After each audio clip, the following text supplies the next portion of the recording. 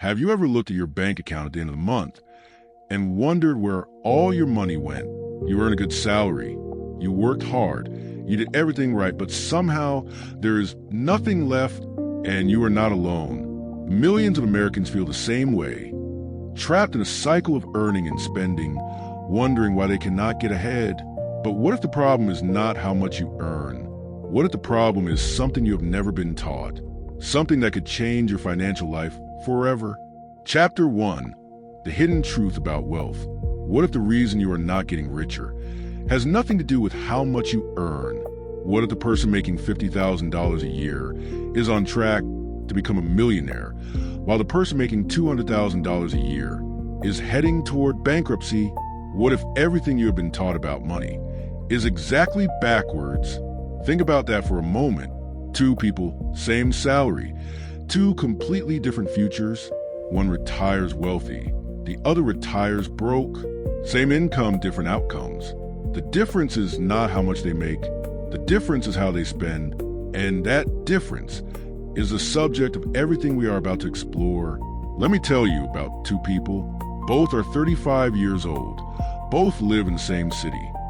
Both earn exactly $100,000 a year. On the surface, they are the same, but beneath the surface, their financial lives could not be more different. Person A lives in a nice apartment, drives a luxury car, eats at expensive restaurants, wears designer clothes, takes lavish vacations.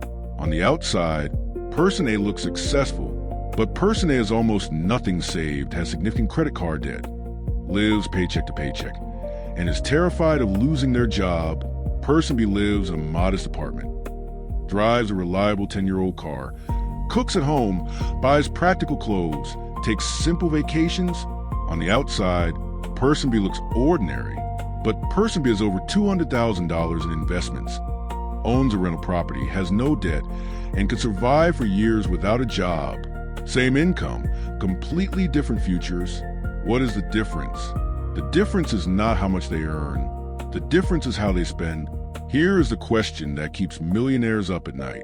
Why do some people earn more than enough, yet never seem to get ahead? And why do others, who earn much less, consistently build wealth? The answer is the art of spending money, and it is one of the most underrated skills in the world. We spend years learning how to earn money, but almost no time learning how to spend it wisely. We are taught to work hard, to get good grades, to find a stable job, but we are never taught that every dollar we spend is a decision that shapes our future. And the truth is, spending, not earning, is often the biggest factor separating wealthy people from everyone else. Because you can earn $1 million a year, and if you spend $1 million in one, you are broke. You can earn $50,000 a year, and if you spend $30,000 and invest the rest, you are building wealth. The difference is not income, it is behavior. This audiobook is not about depriving yourself. It is not about living like a monk. It is about making choices that align with your values and your future. It is about understanding the hidden power of every purchase. It is about learning the art of spending money so you can live a richer life in every sense of the word, not just richer in your bank account, but richer in freedom, security, peace of mind, and options.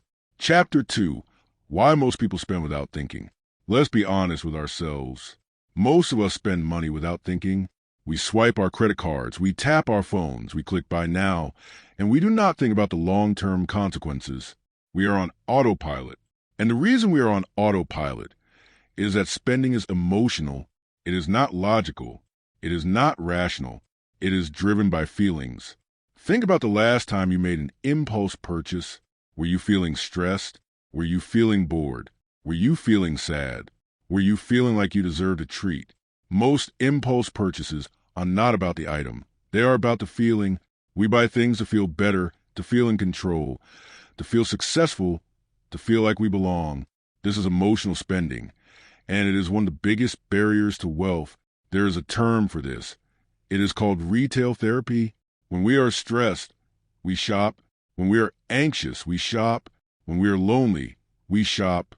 The shopping gives us a temporary boost of dopamine, the pleasure chemical, but the boost does not last, and the stress comes back, often worse than before, because now we have added financial stress to our emotional stress. This is a cycle of emotional spending, and it keeps millions of people trapped. Then there is the influence of social media. We see friends on vacation, colleagues with new cars, influencers with designer bags, and we feel inadequate. We feel like we're falling behind. So we spend money we do not have to impress people we do not even like. This is a comparison trap, and it is a trap that will drain your bank account faster than almost anything else.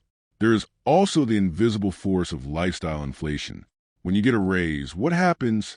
Do you save the extra money, or do you increase your spending? Most people increase their spending. They move to a nicer apartment. They buy a nicer car. They eat at nicer restaurants. They upgrade their lifestyle to match their income, and then they feel like they are in the same financial position, just with more expensive habits. This is lifestyle inflation, and it is one of the biggest wealth killers in existence. Let's look at some common examples of thoughtless spending. The daily Starbucks habit: $5 a day, $25 a week, $100 a month, over $1,200 a year, over 10 years. That is over $12,000. That could be invested and grown to over $20,000. The Amazon impulse buys: a few clicks here, a few clicks there, $50, $100. It does not feel like much at the time, but it adds up to thousands of dollars a year. The subscription overload: Netflix, Hulu, Spotify, gym memberships, meal delivery services. Each one is small, but together they can be hundreds of dollars a month, thousands of dollars a year. The dining out habit: eating out 3 times a week at $20 each time, is $60 a week, over $3,000 a year. That is money that could be invested, money that could be working for you. These are not judgments. They are just choices. And the first step to mastering the art of spending is becoming aware of your choices. Chapter 3: Every dollar has a job. Here is a concept that changed my financial life. Every dollar has a job. When you earn a dollar, you get to decide what job it will do. Will it work for you by being invested and growing over time, or will it work against you by being spent on something that gives temporary pleasure but creates long-term stress? The wealthy understand this. They do not just spend money. They assign it a purpose. They think of their money as employees, and they want every employee to work as hard as possible. Let me give you an example. Imagine you receive a tax refund of $1,000. Most people would spend it. They would buy something nice, go on a weekend trip, treat themselves. The wealthy person would give that $1,000 a job. They might invest it in an index fund where it would grow over time. They might use it to start a side business where it would generate additional income. They might use it to pay down debt, saving themselves hundreds of dollars in interest. They assign the money a job, and they let it work. The difference between these two approaches over time is massive. There's a concept in personal finance called conscious spending. It is a practice of being intentional with every purchase. Before you buy something, you ask yourself, does this purchase align with my values? Does it move me toward my goals? Is this the best use of this money? This is the opposite of mindless spending, and it is one of the most powerful habits you can develop. Another important concept is the difference between needs and wants. We all have basic needs: food, shelter, clothing, transportation, healthcare, but many of us confuse our wants with our needs. We say we need a new car. When we want a new car, we say we need the latest phone. When we want the latest phone, we say we need designer clothes. When we want designer clothes, understanding the difference between needs and wants is essential, because when you can distinguish between what you truly need and what you simply want, you can make better decisions with your money. Chapter 4: The hidden cost of small purchases. Let's talk about the hidden cost of small purchases. We have already looked at the daily coffee habit, the Amazon impulse buys, the subscriptions, but let us go deeper. Let us look at what that money could have become if it had been invested. Imagine you spend $5 a day on something unnecessary. That is $150 a month, $1,800 a year. It does not seem like much, does it? But now imagine you take that $1,800 a year and you invest it in the stock market, earning the historical average return of 10% per year. After 10 years, that money would grow to over $30,000. After 20 years, over $100,000. After 30 years, over $300,000. $300,000. From $5. This is the power of compound interest. It is the eighth wonder of the world, as Albert Einstein famously said, and it works silently in the background if you let it, but most people never let it because they never save those $5. They spend them and they lose the opportunity to let them grow. Think about that. A $5 daily habit could cost you $300,000 over a lifetime.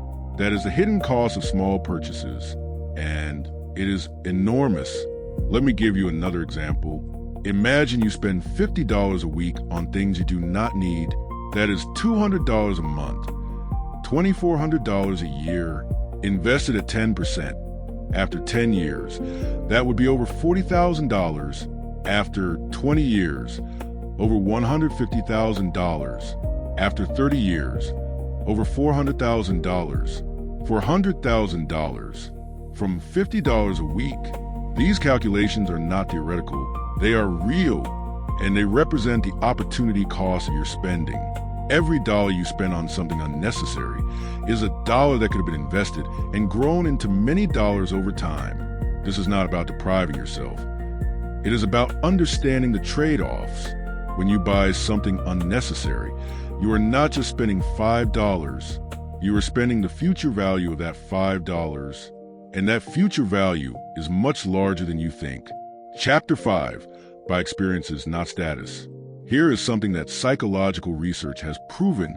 Buying experiences makes you happier than buying things. Experiences create memories, they create connections, they create stories. Things, after the initial excitement wears off, become just things. You remember the vacation you took. You do not remember the handbag you bought. You remember the concert you attended. You do not remember the watch you bought. You remember the meal you shared with friends.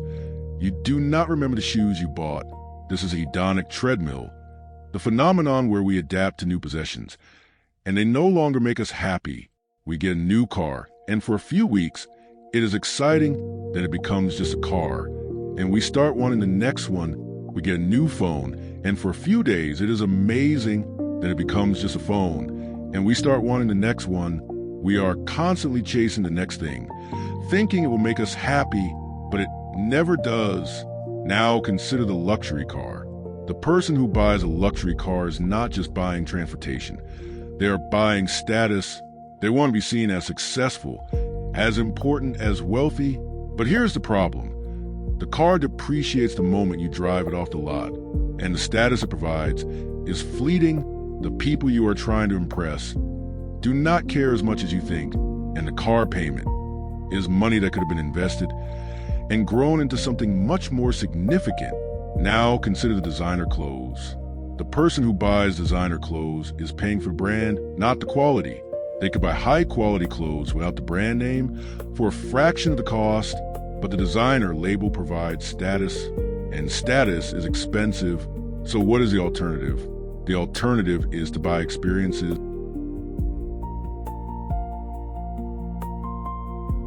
Take a vacation, take a class, attend a concert. These experiences create lasting memories. They create connections with people. They create growth, and they do not sit in your closet depreciating. They become part of who you are, and that is more valuable than any possession. Chapter 6, how rich people actually spend. Let's look at how rich people actually spend money, because they spend differently than most people. First, rich people compare value, not price. They do not just look at how much something costs. They look at what they are getting for their money. A cheap item that breaks quickly is more expensive than a quality item that lasts for years. Rich people understand this. They buy quality, and they buy it once. Second, rich people avoid lifestyle inflation. When they get a raise, they do not increase their spending. They save and invest the extra money. They keep their lifestyle the same. While their income grows, this is how they build wealth. Third, Rich people invest before they spend. They pay themselves first. Before they pay their bills, before they buy anything, they put money into investments. This is non-negotiable. Fourth, rich people think long-term. They do not care about the short-term pleasure of a purchase. They care about the long-term impact on their financial future. They ask themselves, will this purchase make me richer in 10 years or poorer? Fifth, rich people negotiate. They do not accept the first price. They negotiate. They understand that price is not fixed. It is often flexible, and negotiating saves them money, which becomes more money to invest. 6, rich people are patient. They wait for sales. They wait for opportunities. They wait for the right time. They do not rush into purchases. They take their time, and they save money because of it. These are the habits of wealthy people, and they are habits that you can develop. It does not matter how much you earn. If you spend like a rich person, you will become rich. And it does not matter how much you earn. If you spend like a poor person, you will stay poor. Chapter 7, the psychology behind every purchase. Let's talk about the psychology that drives our spending, because companies spend billions of dollars to understand how to make us spend more. And if we do not understand their techniques, we will be manipulated. First, there is scarcity marketing. This is the idea that something is limited, and we need to buy it now before it is gone. Limited time offers, limited quantity ending soon. These phrases trigger a fear of missing out, and they make us buy things we do not need. Second, there is the anchoring effect. This is where a high price is shown first, making the actual price seem like a bargain. The original price was $100. Now it is only $50. The $50 seems like a deal, even if the item is not worth $50. Third, there is loss aversion. We are more motivated to avoid a loss than to achieve a gain. When something is on sale, we feel like we are losing money if we do not buy it, but we are not losing money. We are saving money by not buying at all. Fourth, there is social proof. We want to buy what others are buying because it feels safe. Bestseller, most popular, everyone is buying it. These phrases make us feel like we are making a good decision, but we are just following the crowd. Fifth, there's a decoy effect. This is where a less attractive option is presented to make another option seem better. For example, the small popcorn costs $3, the medium costs $6, and the large costs $7. The large seems like a great deal compared to the medium, so you buy the large, but you only wanted the small. These are just a few of the psychological techniques used to manipulate our spending, and they work. They work on all of us. But when you understand them, you can resist them, you can make conscious decisions instead of being manipulated. Chapter 8, build your personal spending system. Now let us build a system that will help you spend wisely, a system that will help you build wealth. First, implement the 24-hour rule. When you want to buy something that is not a necessity, wait 24 hours. If you still want it after 24 hours and it aligns with your values, buy it. But most of the time, you will not want it. The impulse will have passed, and you'll have saved money. Second, do a monthly spending review once a month. Look at your spending. Where did your money go? Were there any surprises? Did you spend on things that do not matter? This review will help you become more aware of your spending patterns. Third, automate your investing. Set up automatic transfers to your investment accounts. Pay yourself first before you spend. This is non-negotiable. Fourth, create budget categories, not to restrict yourself, but to be intentional. Decide how much you will spend on housing, food, transportation, entertainment, etc., and then stick to your categories. Fifth, build an emergency fund. Save 3 to 6 months of living expenses. This will protect you from unexpected expenses, and it will give you peace of mind. 6, set financial goals. What do you want to achieve with your money? Do you want to be debt-free? Do you want to buy a house? Do you want to retire early? Having goals will help you make better spending decisions. This is a system, and it will work, not because it is complicated, but because it is consistent. Small actions, repeated over time, produce massive results. Chapter 9, Rich Life versus Rich Looking. Let's contrast two lifestyles. Two people, same income, different choices. Person A, they live in a beautiful house, in an expensive neighborhood. They drive a luxury car. They wear designer clothes. They eat at fancy restaurants. They take lavish vacations. They look rich, but person A is not rich. They are in debt. They have no savings. They are stressed about money. They are one emergency away from disaster. Person B, they live in a modest house, in an average neighborhood. They drive a reliable 10-year-old car. They wear practical clothes. They cook at home. They take simple vacations. They do not look rich, but person B is rich. They have savings. They have investments. They have no debt. They have freedom, security, and options. They are not stressed about money. Which person would you rather be? The person who looks rich or the person who is rich? The person who is stressed or the person who is free? The person who is in debt or the person who has options? The answer is obvious, but most people choose person A. They want to look successful, even if it means being broke. They want the status. Even if it means stress, they want the image. Even if it means debt. Let me tell you something. The people you are trying to impress do not care about you. They are too busy worrying about themselves. They are too busy trying to impress other people.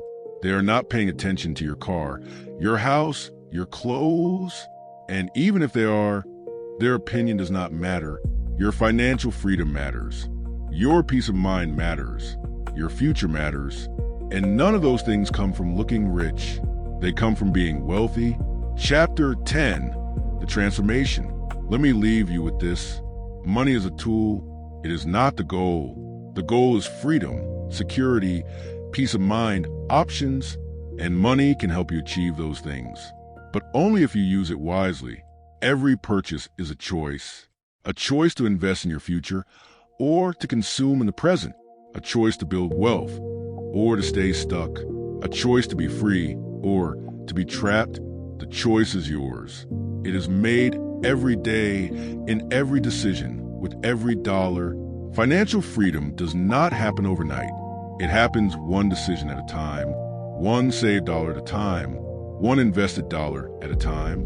It is the accumulation of small choices that add up to a big life. You can start today. You can start with the next purchase. Ask yourself, does this purchase align with my values? Does it move me toward my goals? Is this the best use of this money? These simple questions can change your financial life.